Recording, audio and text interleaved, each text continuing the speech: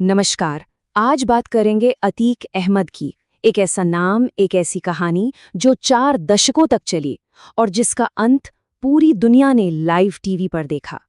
चलिए समझते हैं इस पूरी कहानी को। ये कहानी शुरू होती है एक भविष्यवाणी से, और ये भविष्यवाणी किसी और ने नहीं बल्कि खुद अतीक अहमद ने लगभग 20 साल पहले की थी।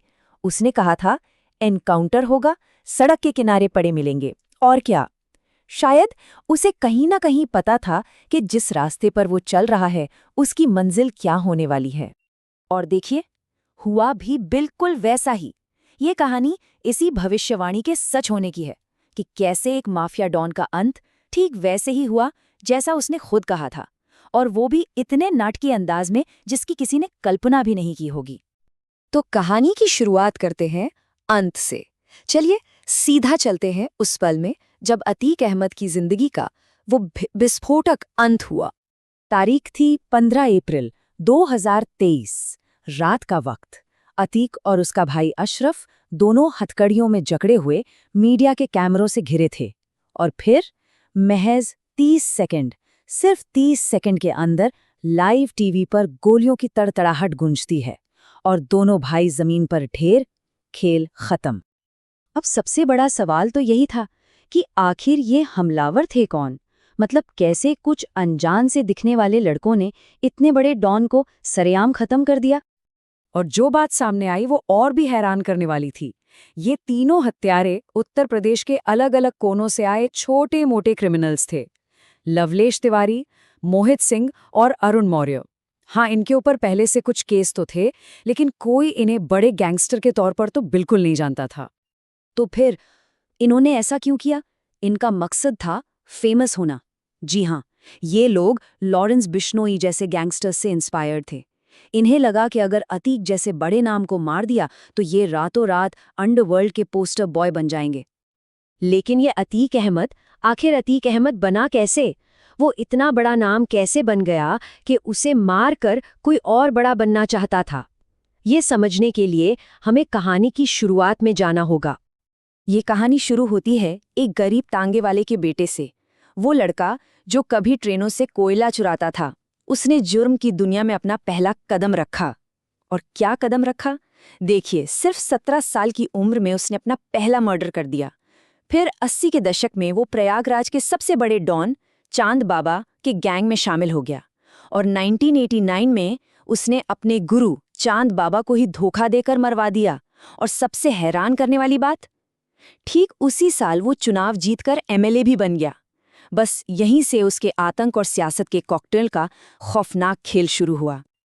ये वो दौर था जब अतीक अपनी पावर के पीक पर था। एक ऐसा टाइम जब सियासत उसकी ढाल थी और जुर्म उसकी तलवार। वो अपनी एमएलए की कुर्सी को अपने क्रिमिनल एम्पायर के लिए एक सेफ्टी कवच की तरह इस्तेमाल कर रहा था। उसने वसूली का एक पूरा सिस्टम बना लिया था, जिसे लोग खौफ से कहते थे चुनावी टैक्स। जैसा कि नाम से ही जाहिर है, ये एक ऐसा सिस्टम था जिसमें कारोबारियों को डरा धमकाकर इलेक्शन कैंपेन के नाम पर पैसा वसूला जाता था। और ये वसूली होती थी इन 2 पर्चियों से, आतंक की पर्चियां। अगर किसी के पास सफेद पर्ची पहुंची तो मतलब 3 से 5 लाख रुपए देने होंगे। और अगर किसी को पीली पर्ची मिल गई तो समझ लीजिए डिमांड 5 से 50 लाख की है। और इसे न कहने का मतलब अपनी जान से हाथ धोना भी हो सकता था। उसके खौफ का अंदाजा आप इसी बात से लगा सकते हैं। एक बार उसने जमानत के लिए अर्जी दी तो इलाहाबाद हाईकोर्ट के 1-2 नहीं बल्कि 10 जजों ने उसका केस सुनने से ही मना कर दिया। कोई भी उससे पंगा नहीं लेना चाहता था। लेकिन कहते हैं ना, हर साम्राज्य का अंत होता है। तो अतीक के इस साम्राज्य का पतन कैसे शुरू हुआ?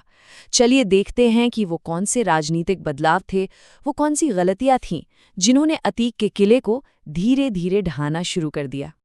सबकी शुरुआत हुई 2005 में बीएसपी के एमएलए राजू पाल की हत्या से। इस एक मर्डर ने अतीक के लिए मायावती जैसी एक बहुत ताकतवर दुश्मन खड़ी कर दी।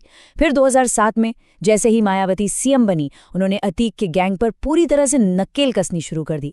2008 में समाजवादी पार्टी से भी उसका साथ छूट गया। 2017 में योगी आदित्यनाथ की सरकार आई तो कानूनी और फाइनेंशियल प्रेशर और भी ज्यादा बढ़ गया।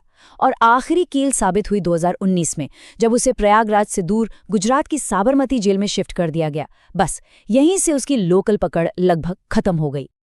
और उसकी राजनीतिक ताकत कैसे जमीन पर आ गई, ये इस चार्ट से साफ पता चलता है। सोचिए, जो आदमी कभी बाहुबली कहलाता था, उसने 2019 में जब जेल से अपना आखिरी चुनाव लड़ा तो उसे मिले सिर्फ 855 वोट। एक वक्त का डॉन अब पॉलिटिकली पूरी तरह से इर्रेलेवेंट हो चुका था।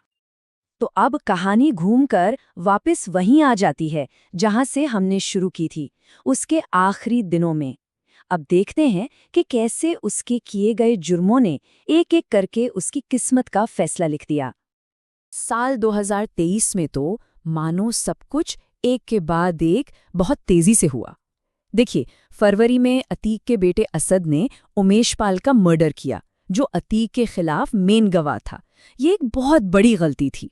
मार्च में अतीक को उसकी जिंदगी में पहली बार किसी केस में सजा हुई, उम्र कैद। फिर 13 अप्रैल को उसका बेटा असद पुलिस एनकाउंटर में मारा गया और इसके ठीक 2 दिन बाद 15 अप्रैल को अतीक और उसके भाई की भी कहानी खत्म हो गई। बेटे की मौत की खबर ने उसे पूरी तरह से तोड़ दिया। एक वक्त का वो खूंखार डॉन अब गिड़गिड़ा रहा था।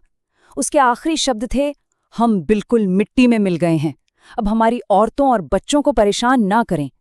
ये शब्द उसके टूटने का, उसके खत्म होने का सबसे बड़ा सबूत थे।